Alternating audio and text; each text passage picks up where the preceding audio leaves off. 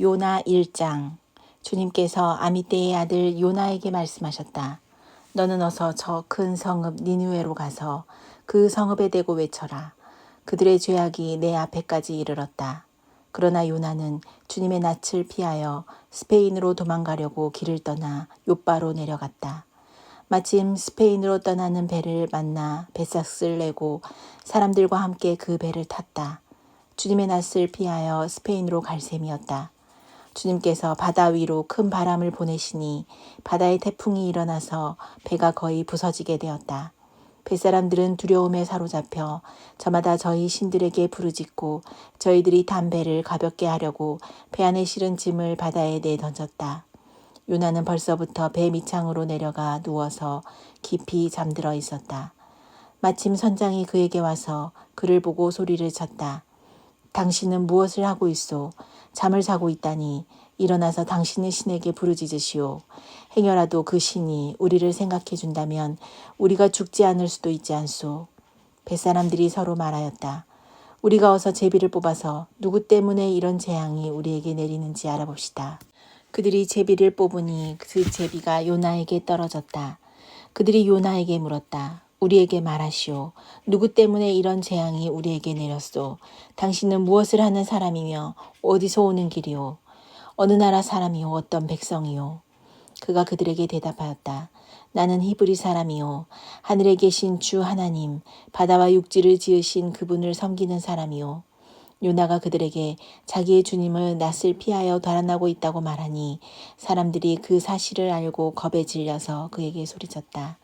어쩌자고 당신은 이런 일을 하였소? 바다의 파도가 점점 더 거세게 일어나니 사람들이 또 그에게 물었다. 우리가 당신을 어떻게 해야 우리 앞에 저 바다가 잔잔해지겠소? 그가 그들에게 대답하였다. 나를 들어서 바다에 던지시오. 그러면 당신들 앞에 저 바다가 잔잔해질 것이오. 바로 나 때문에 이 태풍이 당신들에게 닥쳤다는 것을 나도 알고 있소.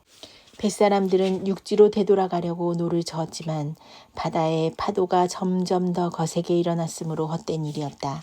그들은 주님을 부르며 아뢰었다. 주님, 빕니다. 우리가 이 사람을 죽인다고 해서 우리를 죽이지 말아 주십시오. 주님께서는 뜻하시는 대로 하시는 분이시니 우리에게 살인죄를 지우지 말아 주십시오.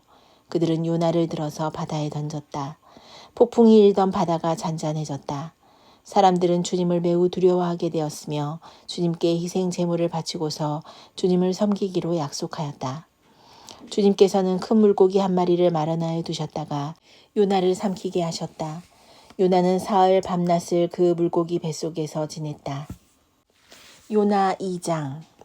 요나가 물고기 뱃속에서 주 하나님께 기도드리며 아뢰었다.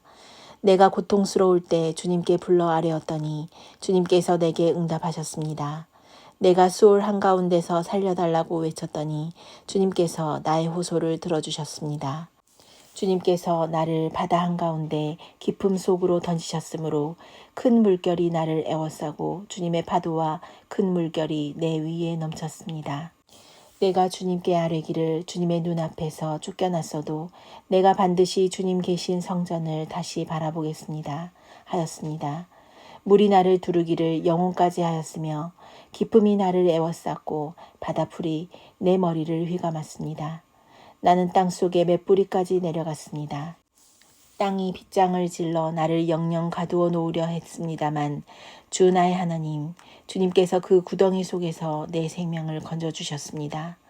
내 목숨이 힘없이 꺼져갈 때에 내가 주님을 기억하였더니 나의 기도가 주님께 이르렀으며 주님 계신 성전에까지 이르렀습니다. 헛된 우상을 섬기는 자들은 주님께서 베풀어 주신 은혜를 저버립니다. 그러나 나는 감사의 노래를 부르며 주님께 희생 제물을 바치겠습니다. 서원한 것은 무엇이든지 지키겠습니다. 구원은 오직 주님에게서만 옵니다. 주님께서 그 물고기에게 명하시니 물고기가 요나를 못에다가 뱉어냈다. 요나 3장. 주님께서 또다시 요나에게 말씀하셨다. 너는 어서 저 큰 성읍 니느웨로 가서 이제 내가 너에게 한 말을 그 성읍에 외쳐라. 요나는 주님께서 말씀하신 대로 곧 길을 떠나 니느웨로 갔다. 니느웨는 둘러보는 데만 사흘길이나 되는 아주 큰 성읍이었다. 요나는 그 성읍으로 가서 하루 길을 걸으며 큰 소리로 외쳤다. 40일만 지나면 니느웨가 무너진다. 그러자 니느웨 백성들은 하나님의 말씀을 믿고 금식을 선포하고 그들 가운데 가장 높은 사람으로부터 가장 낮은 사람에 이르기까지 모두 굵은 베옷을 입었다. 이 소문이 니느웨의 왕에게 전해지니 그도 임금의 의자에서 일어나 걸치고 있던 임금의 옷을 벗고 굵은 베옷을 입고 잿더미에 앉았다. 왕은 니느웨 백성에게 다음과 같이 선포하여 알렸다. 왕이 대신들과 더불어 내린 칙명을 따라서 사람이든 짐승이든 소떼든 양떼든 입에 아무것도 대어서는 안 된다.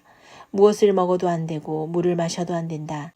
사람이든 짐승이든 모두 굵은 베옷만을 걸치고 하나님께 힘껏 부르짖어라. 저마다 자기가 가던 나쁜 길에서 돌이키고 힘이 있다고 휘두르던 폭력을 그쳐라. 하나님께서 마음을 돌리고 노여움을 푸실지 누가 아느냐. 그러면 우리가 멸망하지 않을 수도 있다. 하나님께서 그들을 뉘우치는 것, 곧 그들이 저마다 자기가 가던 나쁜 길에서 돌이키는 것을 보시고 뜻을 돌이켜 그들에게 내리시겠다고 말씀하신 재앙을 내리지 않으셨다. 요나 4장. 요나는 이 일이 매우 못마땅하여 화가 났다. 그는 주님께 기도하며 아뢰었다. 주님, 내가 고국에 있을 때에 이렇게 될 것이라고 이미 말씀드리지 않았습니까? 내가 서둘러 스페인으로 달아났던 것도 바로 이것 때문입니다. 하나님은 은혜로우시며 자비로우시며 좀처럼 노하지 않으시며 사랑이 한없는 분이셔서 내리시려던 재앙마저 거두실 것임을 내가 알고 있었기 때문입니다. 주님, 이제는 제발 내 목숨을 나에게서 거두어 주십시오. 이렇게 사느니 차라리 죽는 것이 낫겠습니다. 주님께서는 네가 화를 내는 것이 옳으냐 하고 책망하셨다. 요나는 그 성읍에서 빠져나와 그 성읍 동쪽으로 가서 머물렀다. 그는 거기에다 조막을 짓고 그 그늘 아래에 앉았다. 그 성읍이 어찌 되었는가를 볼 셈이었다. 주 하나님이 박넝쿨을 마련하셨다. 주님께서는 그것이 자라올라 요나의 머리 위에 그늘이 지게 하여 그를 편안하게 해주셨다. 박넝쿨 때문에 요나는 기분이 무척 좋았다. 그러나 다음날 동이틀 무렵 하나님이 벌레를 한 마리 마련하셨는데 그것이 박넝쿨을 쏠아버리니 그 식물이 시들고 말았다. 해가 뜨자 하나님이 찌는 듯이 뜨거운 동풍을 마련하셨다.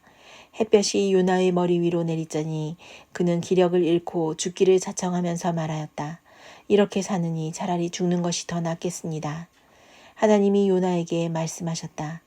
박넝쿨이 죽었다고 네가 이렇게 화를 내는 것이 옳으냐? 요나가 대답하였다. 옳다 뿐이겠습니까?